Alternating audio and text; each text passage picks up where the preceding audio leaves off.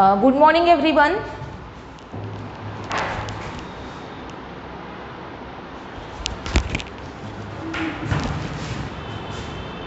Good morning everyone. सगळ्यांना sound clear येतोय का बघा? सगळ्यांना साऊंड क्लिअर येतोय का बघा एकदा? बोर्ड क्लिअर दिसतोय का? साऊंड क्लिअर येतोय का? रिप्लाय करा मला. येस. सगळ्यांनी काल जो पॉईंट झालेला होता आपला, काल जो पॉईंट आपण बघितला कोणता होता? Banking of the road. Banking of रोडमध्ये आपण एक केस बघितलेली होती. हां, फर्स्ट केस पाहिलेली होती. If vehicle is moving with speed V less than root R G tan theta. Okay, आपण under root R G tan theta बघितलेलं होतं. ते स्पीड जे होतं त्याला आपण काय म्हणतो? ऑप्टिमम स्पीड असं म्हणतो. ऑप्टिमम स्पीड म्हणजे काय असतं? तर एखादी व्हेकल बँक्ड रोडवरून जर मूव्ह होत असेल आणि तिथे आपण फ्रिक्शन जर निग्लेक्ट केलं तर त्या व्हेकलसाठी त्या बँक्ड रोडवर मॅक्झिमम सेफ्टी स्पीड किती असलं पाहिजे? त्या स्पीडला काय म्हटलं जातं? Optimum speed. आणि त्याची व्हॅल्यू किती असते? तर under root R G tan theta एवढी असते. बरोबर. आता आपण असं म्हणूयात की सपोज एखादी व्हेकल ही स्पीड त्या ऑप्टिमम स्पीडपेक्षा तिचा स्पीड कमी आहे, म्हणजे V is less than under root R G tan theta. Okay, म्हणजे ऑप्टिमम स्पीडपेक्षा कमी स्पीडनं ती ट्रॅव्हल होतीये. तर त्या केसमध्ये मग तिची मिनिमम स्पीडची व्हॅल्यू जी आहे ती किती असली पाहिजे? त्याचा फॉर्म्युला आपण काल पाहिलेला होता. बरोबर. आणि ती केस जी होती त्याच्यामध्ये आपल्याला जे स्पीड मिळालं त्याला आपण व्ही मीन असं म्हणतो. म्हणजे बँक्ड रोडवर असणारं मिनिमम सेफ्टी स्पीड हे आपण कालच्या लेक्चरमध्ये फाइंड आउट केलेलं आहे. तर आजच्या लेक्चरमध्ये आपण त्यातली सेकंड केस पाहणार आहोत. सेकंड केस काय आहे? तर if the vehicle is moving with speed greater than the optimum speed. Optimum स्पीडपेक्षा ग्रेटर स्पीडनं सपोज जर एखादी व्हेकल मूव्ह होत असेल बँक्ड रोडवर, तर त्या केसमध्ये आपल्याला व्हीची जी व्हॅल्यू मिळेल ती असेल व्ही मॅक्स. व्ही मॅक्स म्हणजे मॅक्झिमम सेफ्टी स्पीड असणार आहे बँक्ड रोडवरचं. ओके, मग आता इथे आपण त्यातली सेकंड केस बघणार आहोत. If V is greater than under root R G tan theta. म्हणजे व्हेकल सपोज किती स्पीडनं मूव्ह होतीये? तर आर जी टॅन थिटा या सेफ्टी स्पीडपेक्षा, या ऑप्टिमम स्पीडपेक्षा ग्रेटर स्पीडनं सपोज व्हेकल मूव्ह होत आहे. तर आता या केसमध्ये काय होईल बघा. If V is greater than root R G tan theta ही केस आपण पाहतोय. काल आपण एक इक्वेशन पाहिलेलं होतं. Centripetal force mv² upon r is equal to n sine theta असं एक फॉर्म्युला होता बघा. दोन इक्वेशन्स होते. सगळ्यांना ते दोन इक्वेशन्स आठवत आहेत का बघा? mv² upon r is equal to equation काय होतं?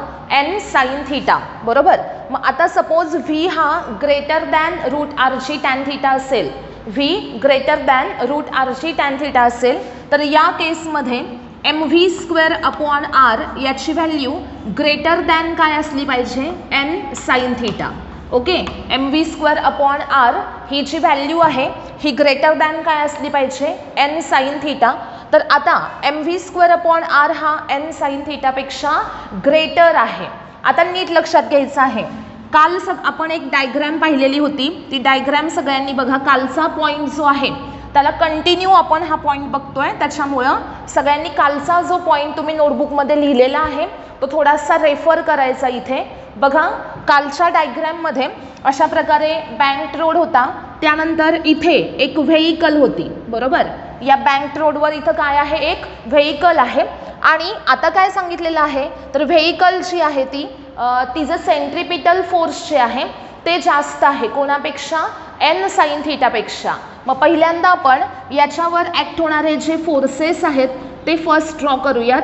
इथं काय असतं? वेट असतं mg. त्यानंतर इकडे काय असते? Perpendicular normal reaction. हे दोन फोर्सेस फिक्स आहेत. त्यानंतर nचा इथे एक कॉम्पोनंट येतो आणि इथे एक कॉम्पोनंट येतो. बरोबर. मग हा जो कॉम्पोनंट आहे इथं अँगल थिटा आहे, त्याच्यामुळं इथं अँगल थिटा असणार आहे. हा झाला त्याचा n कॉस थिटा कॉम्पोनंट आणि हा असणार आहे n साइन थिटा कॉम्पोनंट. हे तर आपण पाहिलेलं आहे. बरोबर. आता या डायग्रॅममध्ये ॲडिशनल काय असेल बघा. आता mv²/r बघा, जर व्हेकलचं स्पीड v हे ऑप्टिमम स्पीडपेक्षा म्हणजेच √rg tan θ पेक्षा जर ग्रेटर असेल तर mv²/r ही व्हॅल्यू n sin θ पेक्षा ग्रेटर असणार आहे. ओके, आता याच्यामध्ये बघा, जर mv²/r ही व्हॅल्यू ग्रेटर आहे, mv²/r ही व्हॅल्यू जर ग्रेटर आहे कोणापेक्षा, n sin θ पेक्षा, तर याचा अर्थ काय होतो की सेंट्रिपिटल फोर्सची व्हॅल्यू ग्रेटर आहे आणि n sin θ जो आहे तो स्मॉलर आहे. म्हणजे इथे हा n sin θ हा कॉम्पोनंट जे सेंट्रिपिटल फोर्स प्रोव्हाइड करतो या व्हेकलच्या सर्क्युलर मोशनसाठी नेसेसरी असणारं सेंट्रिपिटल फोर्स हे n sin θ कडून प्रोव्हाइड केलं जातं. पण याच्याकडून जे इथं सेंट्रिपिटल फोर्स प्रोव्हाइड केलं जात आहे हे फोर्स हे स्मॉल आहे कोणापेक्षा, रिक्वायर्ड सेंट्रिपिटल फोर्सपेक्षा. त्या व्हेकलच्या मोशनसाठी जेवढं सेंट्रिपिटल फोर्स नेसेसरी आहे त्याच्यापेक्षा या n sin θ न प्रोव्हाइड केलेलं फोर्स हे कमी आहे. म्हणजे आता सेंट्रिपिटल फोर्स हे कमी पडतंय. कालच्या फर्स्ट केसमध्ये सेंट्रिपिटल फोर्सपेक्षा n sin θ ग्रेटर होता, म्हणजे रिक्वायर्ड व्हॅल्यूपेक्षा जास्त फोर्स प्रोव्हाइड केलं जात होतं आणि म्हणून आपण त्याला रिमूव्ह केलं होतं. जेवढं एक्स्ट्रा आहे तेवढं आपण रिमूव्ह केलं बाय फ्रिक्शनल फोर्स. ओके, आता बघा सेम तसाच कन्सेप्ट इथे वापरायचा आहे. काय सांगितलेलं आहे तर रिक्वायर्ड सेंट्रिपिटल फोर्स जास्त आहे आणि n sin θ कडून जे प्रोव्हाइड केलं जात आहे ते फोर्स कमी आहे. आता इथं आपण असं म्हणूयात की रिक्वायर्ड सेंट्रिपिटल फोर्सची व्हॅल्यू सपोज आहे 7 न्यूटन आणि n sin θ कडून जे फोर्स प्रोव्हाइड केलं जात आहे ते आहे सपोज 5 न्यूटन. म्हणजे रिक्वायर्ड व्हॅल्यू आहे 7 न्यूटन पण प्रोव्हाइड किती केलं जात आहे, फक्त 5 न्यूटन प्रोव्हाइड केलं जात आहे. मग किती कमी पडत आहे तर 2 न्यूटन आणखीन नेसेसरी आहे त्या व्हेकलच्या सर्क्युलर मोशनसाठी. आणखीन किती फोर्स हवा आहे आपल्याला, सेंट्रिपिटल फोर्स, तर 2 न्यूटन एवढं फोर्स नेसेसरी आहे. बरोबर, मग आता हे जे नेसेसरी आहे हे या n sin θ मध्ये ॲड झालं पाहिजे. बरोबर, n sin θ मध्ये ॲड झालं पाहिजे कारण त्याच्यामध्ये कमी पडतंय. कालच्या एक्झाम्पलमध्ये n sin θ मोठा होता म्हणजे ते जास्त होत होतं म्हणून आपण त्याला रिमूव्ह केलं. बरोबर, पण आता इथं काय व्हायला पाहिजे तर n sin θ सोबत त्याची व्हॅल्यू काय झाली पाहिजेत, इन्क्रीज झाली पाहिजेत. बरोबर, मग आता इथं फ्रिक्शनल फोर्स कुठे असणार बघा, इकडे डाऊनवर्ड डायरेक्शनमध्ये असणार आहे. कालच्या डायग्रॅममध्ये आपण जे फ्रिक्शनल फोर्स पाहिलं होतं ते फ्रिक्शनल फोर्स हे या सरफेसवरच अपवर्ड डायरेक्शनमध्ये होतं. पण आता इथे आपण जे फ्रिक्शनल फोर्स ड्रॉ करतोय ते कुठे आहे, या बँक रोडवरच आहे. फक्त कुठे आहे तर n sin θ डायरेक्शनमध्ये, म्हणजे इकडे आहे या डाऊनवर्ड डायरेक्शनमध्ये. मग आता सपोज जर इथे Fs असेल तर या Fsला आपण अशा प्रकारे 2 कॉम्पोनंटमध्ये स्प्लिट करू शकतो. बघा, हा Fs आहे. आता या इन्क्लाइन सरफेसचा अँगल θ आहे. हा अँगल θ असेल तर इथला अँगल हा θ असणार आहे. बरोबर का, हा θ अँगल आहे तर हा अँगल θ असणार. हे जे इथं आपण ड्रॉ केलंय हे आहे Fs. ओके, इन्क्लाइन सरफेसवर डाऊनवर्ड डायरेक्शनमध्ये फ्रिक्शनल फोर्स आहे. फ्रिक्शनल फोर्सचा हॉरिझॉन्टल सोबतचा अँगल θ आहे कारण इथं अँगल θ आहे म्हणून इथला θ आला. तर या Fsचा हा जो कॉम्पोनंट आहे हा कोणता आला, Fs cos θ, आणि इथं व्हर्टिकल कॉम्पोनंट कोणता आला, Fs sin θ. ओके, हॉरिझॉन्टल कॉम्पोनंट आहे Fs cos θ, व्हर्टिकल कॉम्पोनंट आहे Fs sin θ. n चे 2 कॉम्पोनंट n cos θ आणि n sin θ. ओके, अशा प्रकारे इथे आपल्याला पहिल्यांदा डायग्रॅम मिळाली. आता काल जसं आपण सॉल्व केलेलं होतं सगळं इक्वेशन्स डिराईव्ह केलेले होते त्याचप्रमाणे आपण इथे इक्वेशन्स डिराईव्ह करूयात. बघा, इक्वेशन डिराईव्ह करत असताना सगळ्यात पहिल्यांदा आपण व्हर्टिकल फोर्सेस बॅलन्स करूयात. व्हर्टिकल फोर्सेस बॅलन्स करूया. व्हर्टिकली अपवर्ड कोण आहे बघा तर n cos θ आहे. व्हर्टिकली डाऊनवर्ड कोण आहे, mg आहे आणि Fs sin θ आहे. मग इक्वेशन काय येईल पहा, n cos θ is equal to Fs sin θ plus mg. Fs sin θ plus mg. Okay, n cos θ is equal to काय असणार आहे, Fs sin θ प्लस mg असणार आहे. आता याच्यावरून आपण mgचं रिलेशन डिराईव्ह करूया. Therefore mg is equal to काय येईल बघा, n cos theta minus fs sin theta. काय आलं बघा, n cos theta minus fs sin theta is equal to mg. This is equation number 1. Okay, हे फर्स्ट इक्वेशन आपल्याला मिळालं. इथंपर्यंत कुणाला काही डाऊट असेल तर विचारा मला आत्ताच.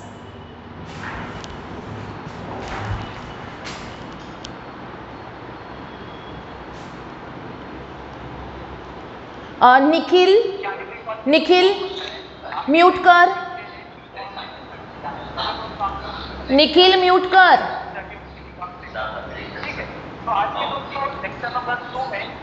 निखिल ऐकू येतंय का?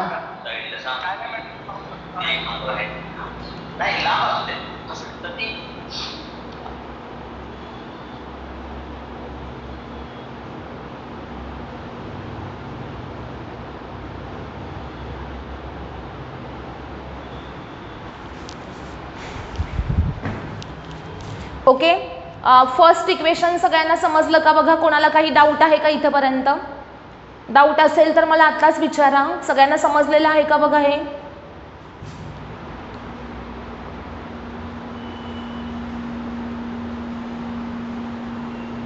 बरं, ओके, मी एकदा रिपीट करते आणि आता मात्र सगळ्यांचं लक्ष पाहिजे. मी परत रिपीट करणार नाही. हां, सगळ्यांचं लक्ष पाहिजे बरं का आता. ओके, लक्ष द्या सगळ्यांनी. काय काय सांगितलं मी याच्यामध्ये? काल आपण जी फर्स्ट केस बघितली त्याच्यामध्ये फर्स्ट केस कालची समजली असेल तर त्याला कंपेअर करून आजची सेकंड केस आपण बघतोय. बँकिंगमध्ये ऑप्टिमम स्पीडची व्हॅल्यू ही v equal to √RG tan theta असते, बरोबर. आता सपोज व्हेइकल ही v less than √RG tan theta असेल, म्हणजेच काय, व्हेइकलचं स्पीड हे जर ऑप्टिमम स्पीडपेक्षा जर कमी असेल तर त्या केसमध्ये काय होतं हे आपण कालच्या लेक्चरमध्ये पाहिलेलं आहे. ओके, नेक्स्ट आता आपण काय बघतोय की जर व्हेइकल ही ऑप्टिमम स्पीडपेक्षा ग्रेटर स्पीडनं मूव्ह होते तर काय होईल. मग जर v greater than √RG tan theta आहे, ऑप्टिमम स्पीडपेक्षा v ची व्हॅल्यू ही ग्रेटर आहे, तर त्या केसमध्ये सेंट्रिपिटल फोर्स mv²/r ची व्हॅल्यू ही n sin थीटापेक्षा ग्रेटर असणार आहे. मग mv²/r is greater than n sin theta असं आपल्याला इथे इक्वेशन मिळेल. mv²/r is greater than n sin theta. Okay, म्हणजे n sin थीटा म्हणजे n चा असा कॉम्पोनंट की जो सेंट्रिपिटल फोर्स प्रोव्हाइड करतो त्याची व्हॅल्यू ही रिक्वायर्ड सेंट्रिपिटल फोर्सपेक्षा स्मॉल आहे. म्हणजेच n sin थीटाकडून जे सेंट्रिपिटल फोर्स प्रोव्हाइड केलं जाणार आहे ते त्या व्हेइकलच्या मोशनसाठी जे रिक्वायर्ड फोर्स आहे त्याच्यापेक्षा कमी आहे. ओके, म्हणजे n sin थीटा कसा आहे, स्मॉल आहे. कोणापेक्षा? mv²/r पेक्षा. म्हणजेच mv²/r ग्रेटर आहे n sin थीटापेक्षा. आता बघा कालची जी डायग्राम होती त्याच्यामध्ये आपण काय केलं होतं बघा, इथं व्हेइकल आहे, तिचं वेट व्हर्टिकली डाऊनवर्ड डायरेक्शनमध्ये mg ॲक्ट होतं. त्यानंतर इकडे ॲक्ट होत असते नॉर्मल रिॲक्शन. त्यानंतर या n ला आपण दोन कॉम्पोनंटमध्ये स्प्लिट करतो, ते असतात n cos थीटा आणि n sin थीटा. इथंपर्यंतची डायग्राम ही कालच्या सारखीच आहे. याच्यामध्ये एकच चेंज झालेला आहे, तो म्हणजे फ्रिक्शनल फोर्सचा. आता फ्रिक्शनल फोर्स कुठे असणार हे आपल्याला थोडंसं लॉजिक लावून ड्रॉ करता आलं पाहिजे. डायग्राम कोणतीही आपण पाठ करणार आहोत का? नाही.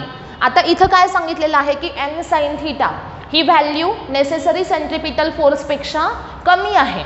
म्हणजे सपोज रिक्वायर्ड सेंट्रिपिटल फोर्स आहे 7 न्यूटन आणि n sin थीटाकडून प्रोव्हाइड केलं जात आहे 5 न्यूटन. तर किती कमी पडतंय, तर 2 न्यूटन एवढं फोर्स कमी पडतंय. मग ते जे कमी पडणारं फोर्स आहे ते त्या n sin थीटामध्ये ॲड झालं पाहिजेत, बरोबर. n sin थीटाकडून जे फोर्स प्रोव्हाइड केलं जात आहे ते रिक्वायर्ड फोर्सपेक्षा कमी आहे, म्हणून त्याच्यामध्ये काहीतरी अजून फोर्स ॲड झालं तर ते काय होणार आहे, नेसेसरी सेंट्रिपिटल फोर्स एवढं होणार आहे. ओके, मग आता n sin थीटा कोणत्या साईडला आहे बघा, इकडं आहे ना n sin थीटा. मग याच्या डायरेक्शनमध्ये कोण असलं पाहिजे, फ्रिक्शनल फोर्स असलं पाहिजे. म्हणजे काय होतं, जेव्हा n sin थीटाची व्हॅल्यू स्मॉल असेल तर त्या केसमध्ये फ्रिक्शनल फोर्स हे ॲडिशनल नेसेसरी जे फोर्स आहे ते प्रोव्हाइड करेल. आणि जर n sin थीटाची व्हॅल्यू जास्त असेल तर फ्रिक्शनल फोर्सकडून एक्स्ट्राचं फोर्स जे आहे त्याच्यामध्ये ते बॅलन्स केलं जातं अपोजिट डायरेक्शनमध्ये. मग आता इथं एन साइन थिटाची व्हॅल्यू ही स्मॉल आहे, तर याच्यामध्ये आणखीन फोर्स ॲड व्हायला पाहिजे. ते जे फोर्स आहे हे एन साइन थिटाच्या डायरेक्शनमध्ये असेल, म्हणजे लेफ्ट साईडला असणार, म्हणजेच या बँक रोडवर कुठे असणार आहे, डाऊनवर्ड डायरेक्शनमध्ये. ओके, मग आता या डाऊनवर्ड डायरेक्शनमध्ये आहे फ्रिक्शनल फोर्स एफ एस. त्यानंतर आता या एफ एसचा हॉरिझॉन्टल सोबतचा अँगल हा थीटा आहे. कसा बघा, इथला अँगल थीटा आहे म्हणून हा पण अँगल किती असणार आहे, थीटा असणार आहे. मग या एफ एसचा हॉरिझॉन्टल कॉम्पोनंट हा एफ एस कॉस थीटा झाला आणि vertical component F S sine theta झाला. ओके, मग आता याच्यावर ॲक्ट होणारे किती फोर्सेस दिसतात बघा आपल्याला.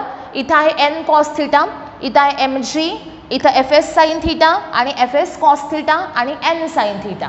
एवढे फोर्सेस आहेत, N sine theta, N cos theta, F S sine theta, F S cos theta आणि वेट एम जी. ओके, आता आपल्याला बघा काय करायचं आहे. पहिल्यांदा या व्हेइकलवर ॲक्ट होणारे व्हर्टिकल फोर्सेस बॅलन्स करायचे. व्हर्टिकल फोर्सेस अपवर्ड डायरेक्शनमध्ये कोण आहे, एन कॉस थीटा. डाऊनवर्ड डायरेक्शनमध्ये कोण आहे, एम जी आणि एफ एस साइन थीटा. मग N cos theta is equal to काय असणार, F S sine theta plus M G. हे इक्वेशन आपण इथे लिहिलं. याच्यावरून एम जीचं इक्वेशन काय असेल तर N cos theta minus F S sine theta. हे मिळालेलं आहे आपल्याला इक्वेशन नंबर फर्स्ट. आता आलं का लक्षात, सांगा मला, समजलेलं आहे का सगळ्यांना? आता समजलेलं आहे का? येस. हां, आता बघा सर्वांनी मगाशी ज्यांनी मला रिपीट करायला सांगितलेलं होतं त्यांना सगळ्यांना लक्षात आलेलं असेल. मग आता आपण पुढे जाऊयात. हां, आता व्यवस्थित लक्ष द्यायचं आहे पुढे. हां, लक्ष द्या आता पुढे. सेकंड इक्वेशन आपण कसं डिराईव्ह करतोय. ओके, आता हा एन साइन थीटा आणि एफ एस कॉस थीटा हे सेम डायरेक्शनमध्ये आहेत. एन साइन थीटा आणि एफ एस कॉस थीटा दोन्ही पण सेम डायरेक्शनमध्ये आहेत. कोणत्या डायरेक्शनमध्ये आहेत, लेफ्ट डायरेक्शनमध्ये. जेव्हा असा टर्न आहे आणि ही व्हेइकल या रोडवरून अशी मूव्ह होतीये, तर त्या केसमध्ये या डायरेक्शनमध्ये असणारं फोर्स कोणतं असतं, सेंट्रीपिटल फोर्स, आणि ते काय असतं, M V square upon R. Okay, म्हणजे व्हेइकल या रोडवरून जेव्हा टर्न घेतीये, हा रोड जो इथं दाखवलेला आहे तो रोड म्हणजे हा इन्क्लाइन सरफेस आहे. हे पहिल्यांदा समजून घ्या की ह्या सर्क्युलर पाथवर इथे जी मी लाईन काढली आहे ही लाईन म्हणजे हा इन्क्लाइन सरफेस, आणि याच्यावर ही व्हेइकल अशा प्रकारे इकडं मूव्ह होतीये, इकडं चालली आहे व्हेइकल. ओके, तर इथं व्हेइकलवर ॲक्ट होणारं इकडच्या साईडला कोणतं फोर्स आहे, सेंट्रीपिटल फोर्स आहे. मग आता इथं या डायरेक्शनमध्ये दोन फोर्सेस आहेत. कोणते दोन फोर्सेस आहेत, एन साइन थीटा आणि F S cos theta.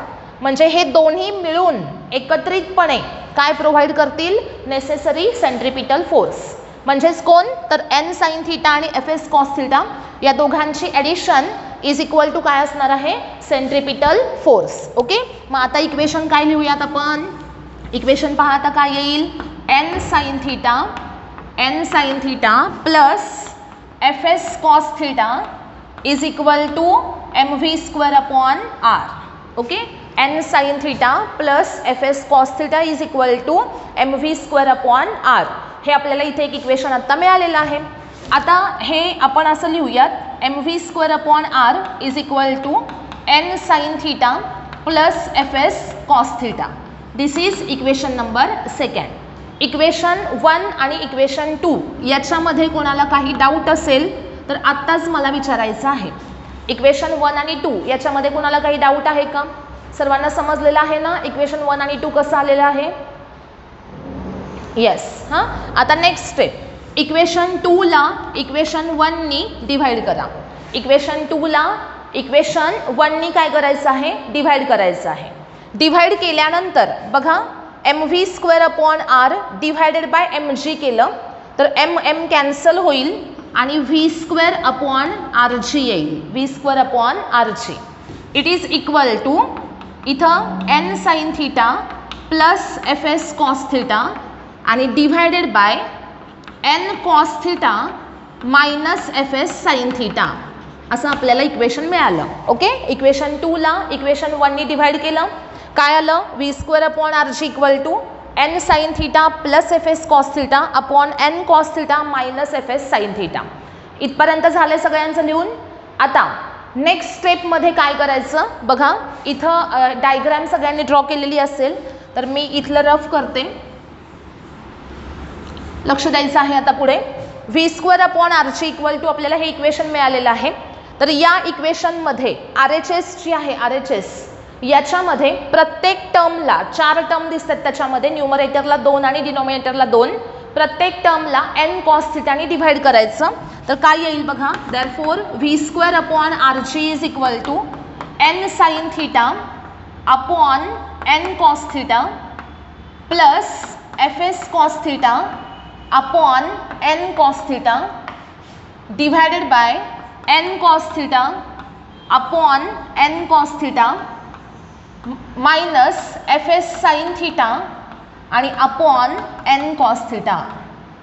Okay, which is equal to n cancel झाला, sin θ अपॉन cos θ आलेला आहे tan θ.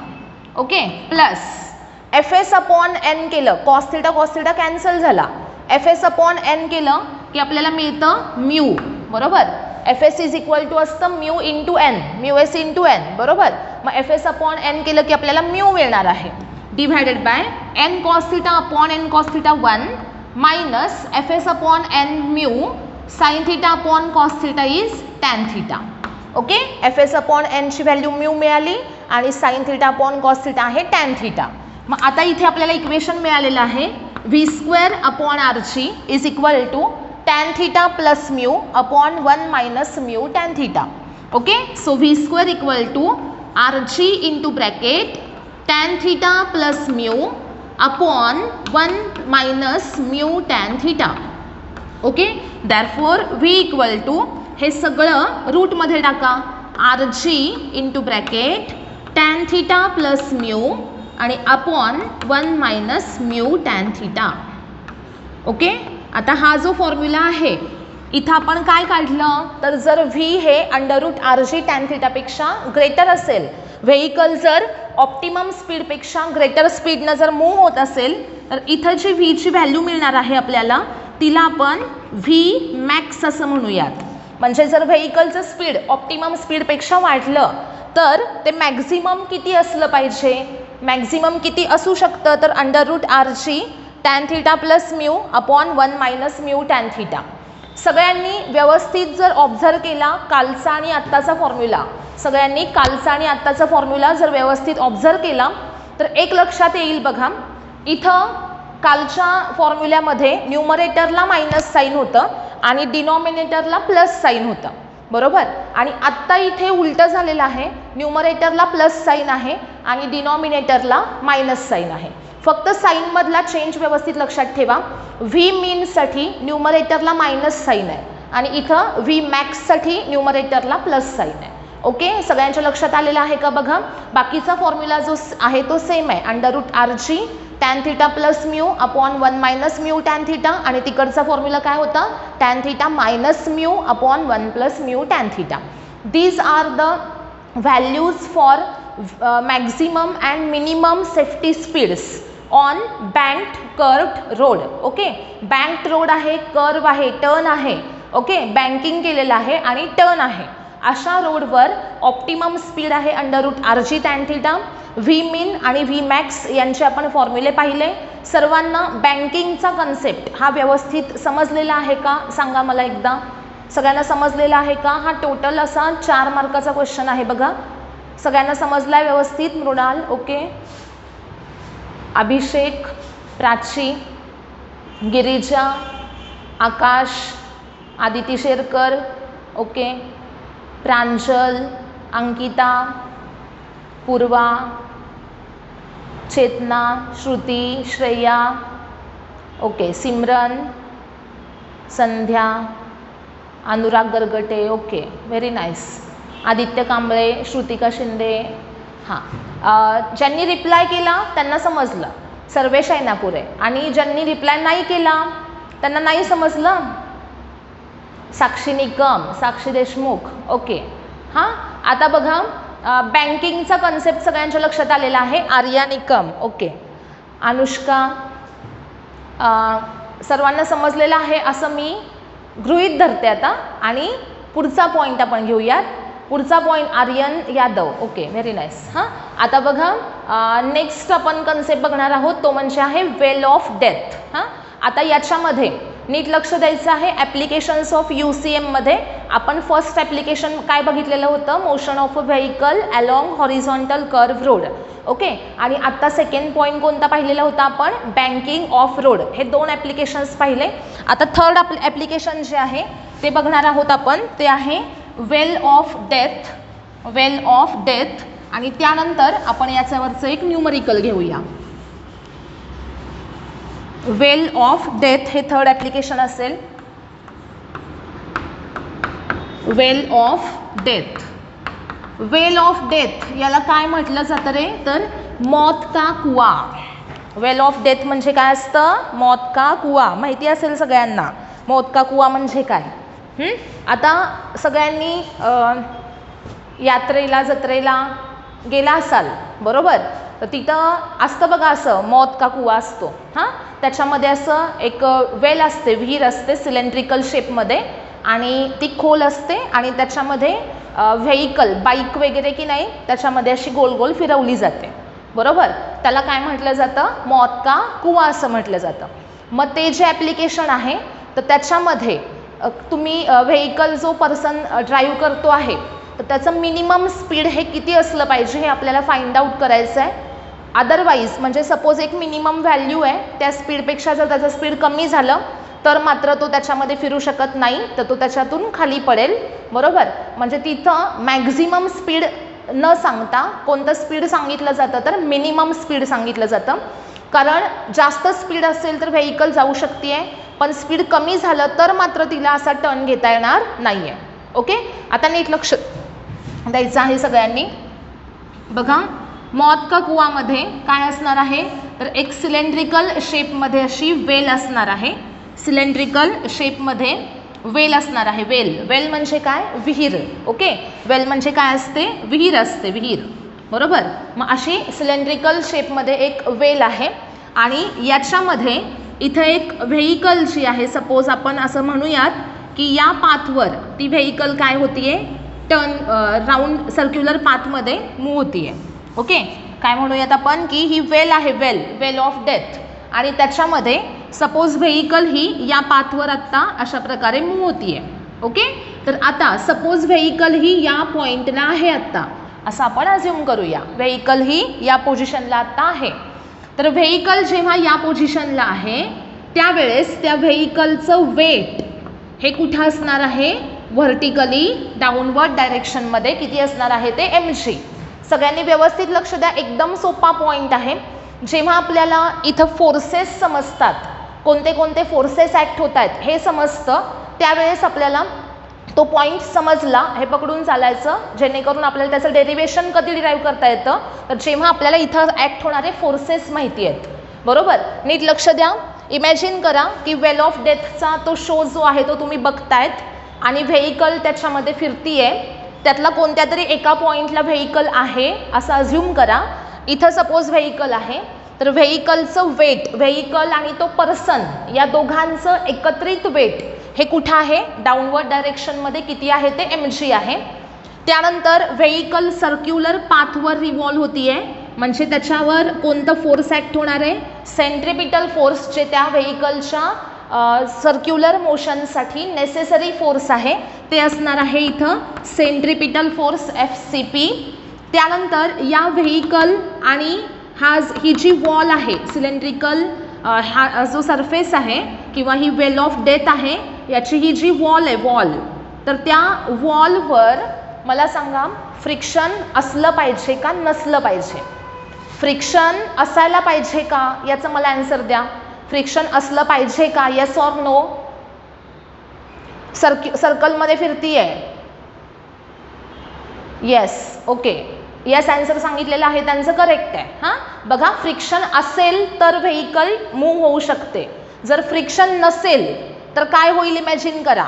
वेल ऑफ डेथमध्ये अशी गाडी फिरतीये, हां, आणि एकदम स्मूथ वॉल आहे, स्मूथ वॉल, अजिबात फ्रिक्शन नाही, तर काय होईल सांगा, व्हेकल सटकून खाली पडेल, बरोबर की नाही. अजिबातच फ्रिक्शन नसेल, टायर आणि ती वॉल यांच्यामध्ये फ्रिक्शन नसेल तर काय होणार, व्हेकल खाली पडणार आहे. बरोबर. मग आता ते नको व्हायला म्हणजे म्हणून काय असलं पाहिजे तर फ्रिक्शनल फोर्स असलं पाहिजे. मग आता हे फ्रिक्शनल फोर्स आता मी जे सेंटेन्स सांगितलं त्याच्यावरनं तुम्हाला सांगता आलं पाहिजे की फ्रिक्शनल फोर्स कुठे आहे. मी आता काय बोलले तुम्हाला की जर फ्रिक्शनल फोर्स नसेल तर व्हेइकल कुठे जाणार आहे, व्हेइकल खाली पडणार आहे. बरोबर. व्हेइकल कुठे असणार आहे, आधी ती करेक्ट आहे आन्सर. बघा जर फ्रिक्शन फोर्स नसेल तर व्हेइकल खाली पडणार आहे. मग व्हेइकल खाली नको पडायला म्हणून फ्रिक्शनल फोर्स असायला पाहिजे.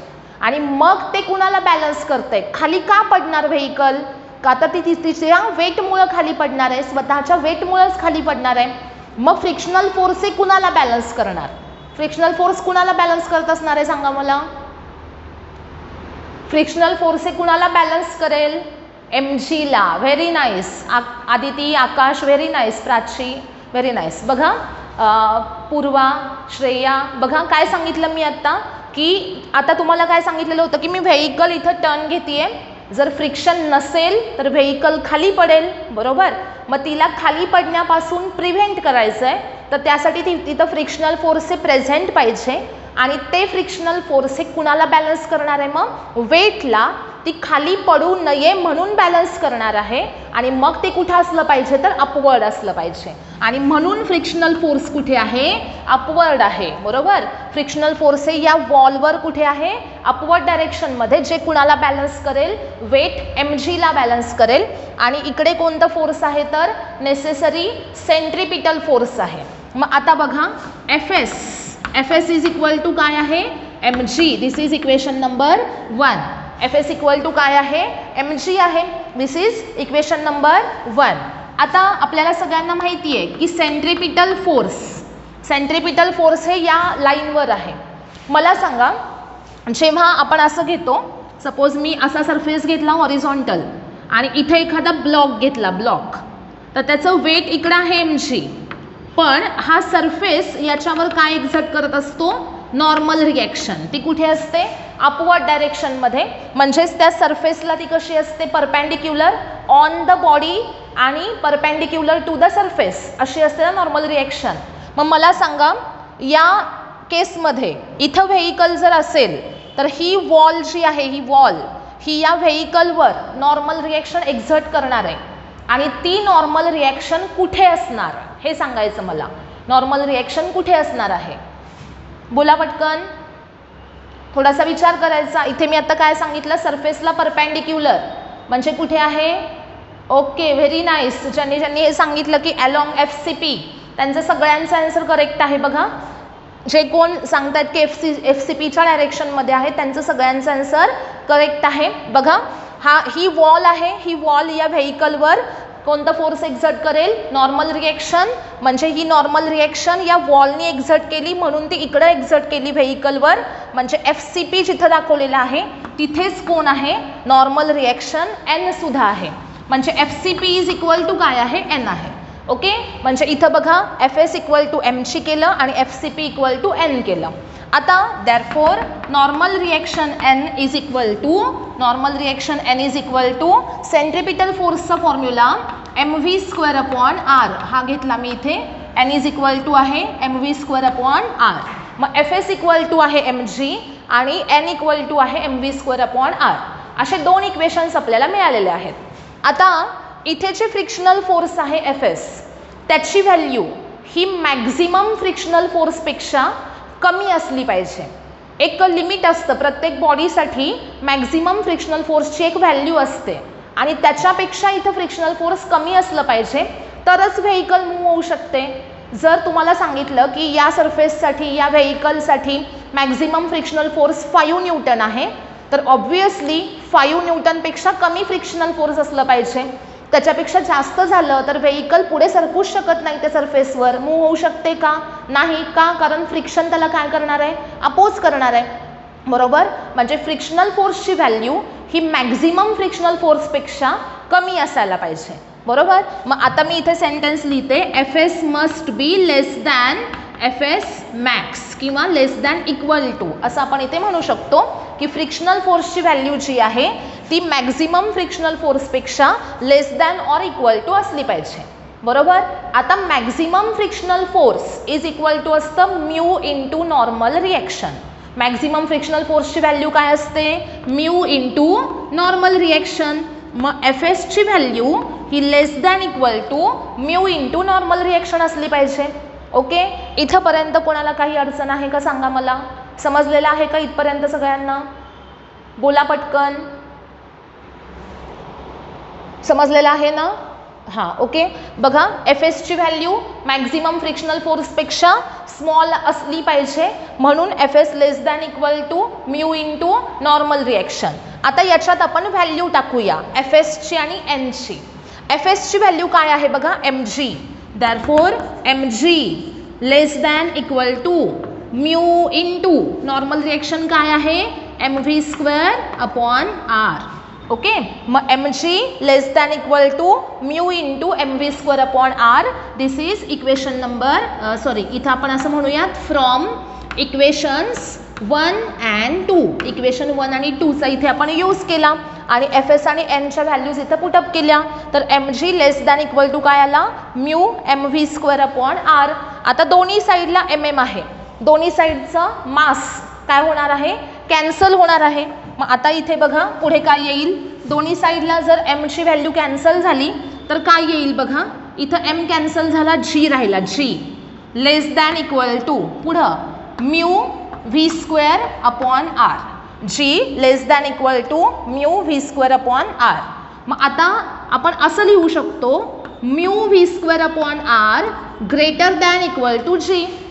हे उलटं केलं मी. हां, G less than equal to mu V square upon R आहे, तर ही टर्म जर इकडे घेतली mu V square upon R, तर हे साईन चेंज होईल, greater than equal to G असं येईल. मग आता V square greater than equal to काय असणार आहे? हे काय येणार बघा? आर इथं मल्टिप्लाय होणार, आर जी आणि अपॉन हा म्यू, म्हणजे V greater than equal to R G upon mu. So V greater than equal to R G upon mu कशामध्ये येईल? स्क्वेअर रूटमध्ये. म्हणजे V greater than equal to काय आला बघा? V greater than equal to under root R G upon mu. म्हणजे व्हीची value ही रूट आर जी अपॉन म्यूपेक्षा आयदर ग्रेटर असली पाहिजे किंवा इक्वल असली पाहिजे. म्हणजे व्हीची व्हॅल्यू, ती जी व्हेकल वेल ऑफ डेथमध्ये मूव्ह होतीये, तिचं स्पीड हे under root R G upon म्यूपेक्षा तेवढं असेल तरी चालेल किंवा त्याच्यापेक्षा ग्रेटर असेल तरी चालेल. ओके, मग आता इथं काय आपण म्हणतोय की ही व्हॅल्यू ह्याच्यापेक्षा ग्रेटर असली पाहिजेत. म्हणजे ही व्हॅल्यू काय रिप्रेझेंट करते? तर मिनिमम व्हॅल्यू रिप्रेझेंट करते. आणि म्हणून आपण इथे म्हणूयात की V mean is equal to under root R G upon mu. Okay, so V mean is equal to under root R G upon mu. म्हणजे जर वेल ऑफ डेथमध्ये एखादी व्हेकल मूव्ह होत असेल तर तिचं मिनिमम स्पीड हे किती असलं पाहिजे? Under root R G upon mu.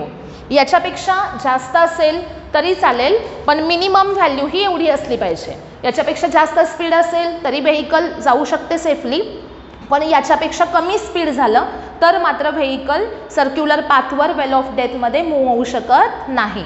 समजलं सगळ्यांना? व्ही मीनची व्हॅल्यू किती काढलेली आहे? Under root R G upon mu. आता यातला आर म्हणजे काय? तर त्या वेल ऑफ डेथची रेडियस. ओके, वेल ऑफ डेथची रेडियस काय असणार आहे? आर. जी काय आहे? Acceleration due to gravity. आणि म्यू काय आहे? तर coefficient of friction between tyres of the vehicle and the surface of the wall. सगळ्यांना समजलेला आहे का बघा? वेल ऑफ डेथ हा पॉईंट समजला का सगळ्यांना? वेल ऑफ डेथ हा पॉईंट समजलेला आहे ना सगळ्यांना? येस. आता याच्यामध्ये आपण जे स्पीड काढलं ते कसलं स्पीड आहे? व्ही मीन, मिनिमम स्पीड आहे. फॉर्म्युला काय त्याचा? Under root R G upon mu. Okay, आता मी तुम्हाला एक एक्झाम्पल सांगते, एक्झाम्पल लिहून घ्या आणि सोडवा सगळ्यांनी. त्याचा आन्सर मला उद्या सांगायचं काय येतंय. एक्झाम्पल घ्यायचं आहे सगळ्यांनी. अ मोटर सायक्लिस्ट, लिहून घ्या पटपट. A motorcyclist is a motorcyclist is going to move. A motorcyclist is going to move in horizontal circle. A motorcyclist is going to move in horizontal circles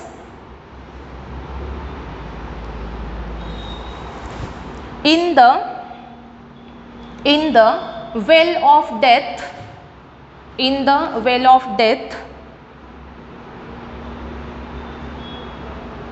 having inner radius 4 meter, having inner radius 4 meter, full stop. Coefficient of friction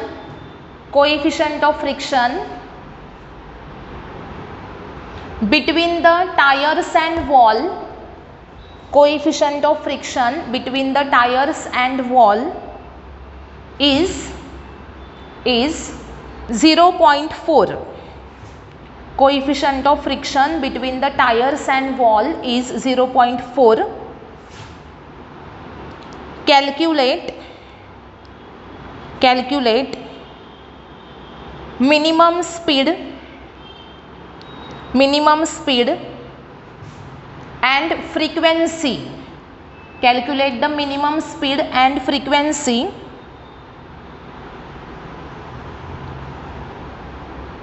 necessary to perform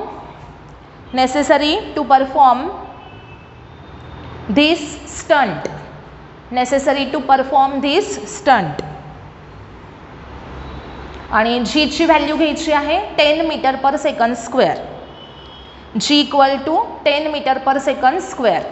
given मध्ये R आहे radius 4 metre, mu given आहे 0.4, G given आहे 10. Find out करायचं आहे V mean, minimum speed well of death मधलं कोणता formula घ्यायचा, √RG/μ. आणि त्यानंतर फ्रिक्वेन्सी n काढायची आहे. फ्रिक्वेन्सी काढण्यासाठी व्हीचा फॉर्म्युला यूज करायचा. आठवतोय का बघा सगळ्यांना?